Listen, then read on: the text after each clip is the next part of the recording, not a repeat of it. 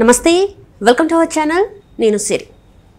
గత 10 సంవత్సరాలుగా ఏపీలో జగన్మోహన్ రెడ్డి గారు అయితే ఎన్డీఏకి సపోర్ట్ చేస్తూనే ఉన్నట్టు మనకు తెలిసిందే. అయితే ఇప్పుడు కూడా తను బేషరత్తుగా ఎన్డీఏకి నా సపోర్ట్ అని చెప్పేసి లిఖితపూర్వకంగా తనైతే ఒక సందేశం అయితే పంపించడం జరిగింది.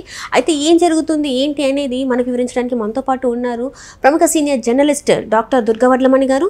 నమస్కారం మేడం. నమస్తే మనం ఇప్పుడు చూస్తున్నట్టయితే జగన్మోహన్ రెడ్డి గారు బేషరత్తుగా ఏంటంటే ఇంకా నేను ఎన్డీఏకి ఖచ్చితంగా సపోర్ట్ చేస్తాను, నా వైపు నుంచి వెళ్ళి ఎలాంటిది కావాలో అలాంటిది నేను సపోర్ట్ చేస్తానని చెప్పేసి లిఖితపూర్వకంగా ఆయన ఒక సందేశం అయితే పంపించడం జరిగింది ఢిల్లీకి. మరి ఇప్పుడు దీన్ని ఎలా చూడాలంటే ఇప్పుడు తన సొంత స్వలాభం కోసమా అరెస్టులు ఉన్నాయి, ఇప్పుడు 10 సంవత్సరాల నుంచి వెళ్ళి బెయిల్ మీద ఉన్నారు, ఇప్పుడు కొత్త కేసులు కూడా నమోదవుతున్నాయి. సో వీటన్నిటి నుంచి తప్పించుకోవడానికి ఎన్డీఏ ప్రభుత్వానికి తను సపోర్ట్ చేస్తున్నారు అనుకోవచ్చా? ఖచ్చితంగానండి, అందులో ఎటువంటి సందేహం లేదు మీకు.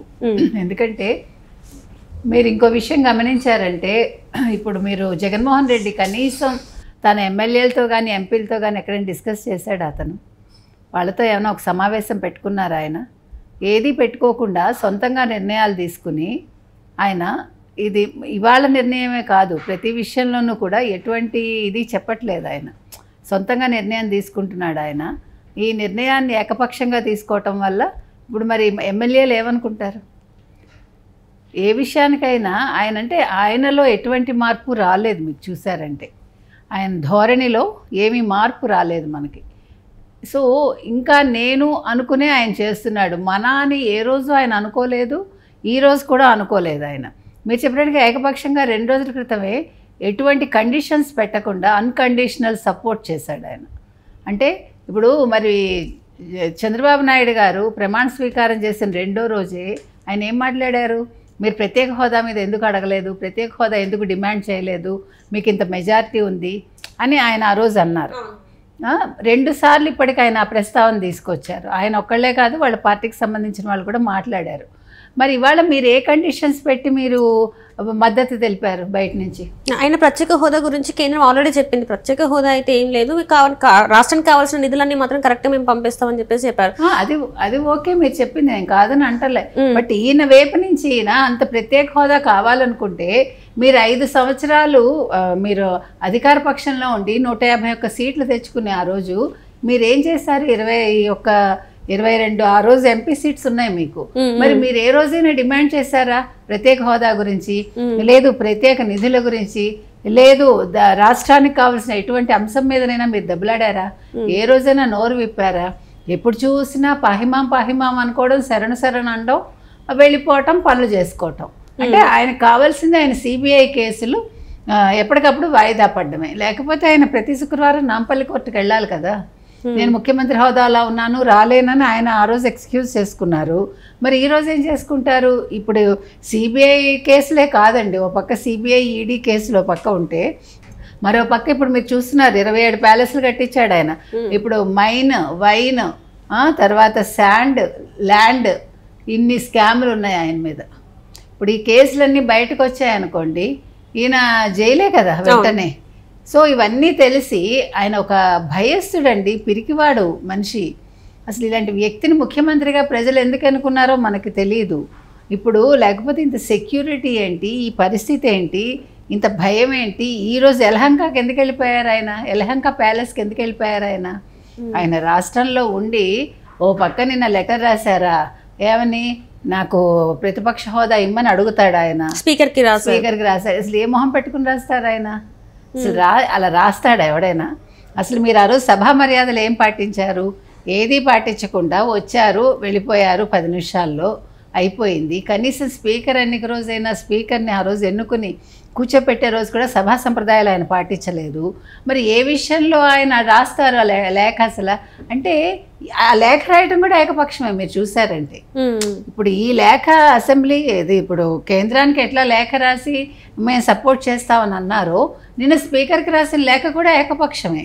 తను ఏమంటున్నా అంటే విపక్షం కాదు, ప్రతిపక్షంలో హోదా ఇవ్వాలి, మాకు 10% వచ్చినంత మాత్రాన తక్కువేం కాదు, అది రాజ్యాంగంలో ఎక్కడ లేదు, మాకు ప్రతిపక్ష హోదా ఇవ్వాల్సిందే అని అడుగుతున్నారు. అది ఎక్కడా లేదమ్మా, ఇవ్వాలని రూల్ ఎక్కడా లేదు, ఇవ్వాల్సిన పని కూడా లేదు. ఓన్లీ థింగ్ ఏంటంటే ఆయన ముందు వరుసలో కూర్చోపెట్టడానికి అవకాశం ఉంటుంది. అది కూడా ఎప్పుడు వీళ్ళేమైనా మేము ఫ్లోర్ లీడర్గా ఎన్నుకున్నామని చెప్పారా? మా అధ్యక్షుడు ఈయనని ఎవరు చెప్పలేదు కదా వాళ్ళ ఎమ్మెల్యేలు. కాబట్టి వాళ్ళ తప్పది. వాళ్ళు ముందుగా అక్కడ ప్రోటెం స్పీకర్కి ఇన్ఫార్మ్ చేస్తుంటే ఆయన స్పీకర్ అని మాట్లాడాడు. అప్పటికి స్పీకర్ ఇంకా రాలేదు కదా. ఫస్ట్ రోజు ప్రమాణ స్వీకారాలు చేయించింది ప్రోటెం స్పీకర్. కాబట్టి ఆయన ఏం మాట్లాడుతున్నారు ఆయనకు అది కూడా తెలియట్లా. ఆయన ఎవరికి అడ్రస్ చేశారా లేఖ అది కూడా తెలియట్లే. నేను అనేది ఆయన చేసేవన్నీ తప్పులు, ఆయనకి ఏమీ తెలీదు. ఇప్పుడు ఏకపక్షంగా నిర్ణయాలు, ఒక పార్టీతో సంప్రదింపులు కానీ ఎమ్మెల్యేలతో సంప్రదించడం కానీ మనం ఇటువంటి నిర్ణయాలు తీసుకుందామా వద్దా, అది సభా సంప్రదాయాలు. ఇప్పుడు చంద్రబాబు నాయుడు గారు ఉన్నారు, ఆయన ఎప్పుడు కూడా పద్ధతి మార్చుకోలేదే, ఆయన ఎప్పుడు కూడా నియమానికి వ్యతిరేకంగా వెళ్ళలేదే. ఇప్పుడు 5 ఏళ్ళు ప్రతిపక్షంలో ఉన్నా కూడా ఆయన కేడర్ని కాపాడుకున్నారు, కార్యకర్తలు అలాగే ఉన్నారు. ప్రతి ఒక్కళ్ళు ఇప్పుడు ఏ రోజుగా ఎవరికైనా అసంతృప్తి ఉందా? ఏ రోజైనా ఒక్కళ్ళు మాకు చంద్రబాబు నాయుడు గారు వద్దు అని ఏ రోజైనా అన్నారండి? లేదు. చంద్రబాబు నాయుడు గారు తప్పు చేస్తున్నారు, ఆయన రూల్స్ని అతిక్రమించారని ఏ రోజైనా ఎవరైనా కంప్లైంట్ చేశారా? మనం చెప్పుకోవాల్సింది ఏంటంటే 10 ఏళ్ళు కూడా లేదు నీ పార్టీకి, నీకు అసలు రాజకీయ నాయకుడిగా నీకు అసలు ఏమీ తెలియదు. నువ్వు అసలు ఒక ఎమ్మెల్యేగా ఎలా ఉన్నావో, ఒక ముఖ్యమంత్రిగా ఎలా పనిచేశారో మీకు అసలు ఏమీ తెలియకుండా మీరు మీ ఇష్టానికి ఉత్తరాలు రాసేస్తే మరి ఇంక ఎమ్మెల్యేలు ఎందుకు, ఎంపీలు ఎందుకండి? ఇంక అసలు రాజకీయ పార్టీ ఎందుకు? పార్టీకి కొన్ని విధానాలు ఉండాలి, పార్టీలో కొన్ని ఉండాలి. ఇప్పుడు ఈరోజు ఈయన లేఖ రాసేసి మేము ఏకపక్షంగా మేము తప్పకుండా మీకు సపోర్ట్ ఇచ్చేస్తాం బయట నుంచి అంటే మరి నువ్వు రాష్ట్ర ప్రయోజనాలు ఏం కాపాడుతున్నావు? నువ్వు అసలు రాష్ట్రం గురించి ఏం అడిగావు నువ్వు?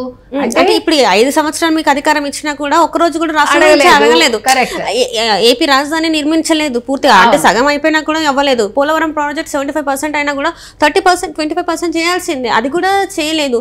ఇప్పుడు ఏంటంటే మళ్ళీ ఫస్ట్ నుంచి వెళ్ళి పనులు స్టార్ట్ చేయాల్సి వచ్చిన పరిస్థితి. ఇవన్నీ ఎందుకు ప్రజలు అంటే అప్పుడు ప్రజలు భయపడ్డారు, అండ్ ఇప్పుడు ఆయనకి ప్రజలు మార్పు కోరుకున్నారు, అసలు ఈ పాలన వద్దు అని చెప్పేసి ఇంత ఓటు శాతం పెరిగిపోయిందని కూడా ఆయన గ్రహించలేకపోతున్నారా? అంతేనండి, అదే చెప్తున్నాను. ఆయన ఆ పరదాల్లో ఉండి వాళ్ళు వీళ్ళు చెప్పింది విని సలహాదారులు పెట్టుకుని ఆయనకి సొంత ఆలోచన ఉందా లేదా మనకు అర్థం కావట్లా. ఇప్పుడు మీరు చెప్పినట్టుగా ఈరోజు ఆయన ఏం చేయాలి? ఓకే మీకు మద్దతు ఇస్తాం, మాకు 4 ఎంపీ సీట్లు ఉన్నాయి, మాకు 4 ఎంపీలు మా చేతిలో ఉన్నారు, మీరు రాష్ట్రానికి ఖచ్చితంగా మీరు నిధులు ఇస్తారా, లేదు ప్రత్యేక హోదా ఇస్తారని డిమాండ్ చేయాలి కదా. ఎందుకు చేయట్లేదు ఆయన? చేయకుండా ఏకపక్షంగా ఇచ్చేసి అంటే అన్నీ నేనే ఇంకా అనుకుంటే ఎట్లమ్మా? ఒక పార్టీకి ఒక పద్ధతి ఉంటుంది, ఒక పార్టీకి విధి విధానాలు ఉంటాయి, అవి ఏవి చూసుకోకుండా ఆయన ఇష్టానికి అట్లా చేస్తే రేపు పొద్దున్న ఒక్కొక్కడు జారుకుంటారు. ఇప్పుడు ఎమ్మెల్యేలు ఎంతమంది ఉంటారో తెలియదు, ఎంపీలు ఎంతమంది ఉంటారో తెలియదు. బీజేపీయే తీసుకోవచ్చు, ఇప్పుడు బీజేపీకి సపోర్ట్ చేస్తారు కాబట్టి బీజేపీ లాగేసుకోవచ్చు. అది ఎంత పెద్ద విషయం? అది ఏం కాదు కదా, అది చాలా చిన్న విషయం బీజేపీకి. సో అప్పుడు నీ పార్టీయే ఉండకుండా వెళ్ళిపోతుంది. ఇప్పుడు వాళ్ళందరి మీద కూడా కేసులు ఉన్నాయి. ఇప్పుడు మనం ఎవరిని తీసుకున్నా 4 ఎంపీలు ఏమీ తక్కువ వాళ్ళు కాదు, వాళ్ళు కూడా ఎన్నో చేశారు స్కామ్స్. ఎమ్మెల్యేల మీద కూడా చాలా కేసులు ఉన్నాయి. ఇప్పుడు ఇవన్నీ బయటకు వచ్చాయనుకోండి, వాళ్ళు ఏం చేస్తారు? ఖచ్చితంగా బీజేపీలోకి జంప్ అయిపోతారు. కాబట్టి ఈయన ఎలా కేడర్ని కాపాడుకోవాలన్న దాని మీద దృష్టి లేదు, కార్యకర్తల్లో ఒక జోష్ నింపట్లేదు ఆయన. ఎందుకు మీకు నేనున్నాను ఒక మాట చెప్తే సరిపోదమ్మా. ఇవాళ పులివెందులకు వెళ్ళారు ఆయన, పులివెందుల్లో ఉండగలిగారా 2 రోజుల కంట? అంటే 5 రోజుల స్కెడ్యూల్ నేను 3 రోజులకే ముగించుకొని స్కెడ్యూల్ మార్చేసుకున్నాడు కదా. అంటే నీకు మాట నిలకడ లేకపోతే నిన్ను ఎట్లా నమ్ముతారు? That's what we are questioning. ఇప్పుడు మీరు అసలు మీకు అధికార పక్షాన్ని అడిగే అర్హత అప్పుడు ఎక్కడుంది? 164 సీట్లు తెచ్చుకున్న అధికార పక్షాన్ని మీరు ప్రత్యేక హోదా ఎందుకు అడగలేదు అని డే 1 నుంచే మీరు నిలదీసే హక్కు మీకు ఎవడిచ్చాడు? మరి ఈ రోజు నువ్వేం చేసావు? కాబట్టి ముందు జగన్మోహన్ రెడ్డి గారు తెలుసుకోవాల్సింది ఏంటంటే అసలు నేను ఎట్లా బిహేవ్ చేయాలి, నేను ఏం మాట్లాడాలి, నా కేసులు ఒకటేనా నా పరమార్థం అనేది ఆయన ఆలోచించుకోవాలి. Right madam, right. Thank you so much madam.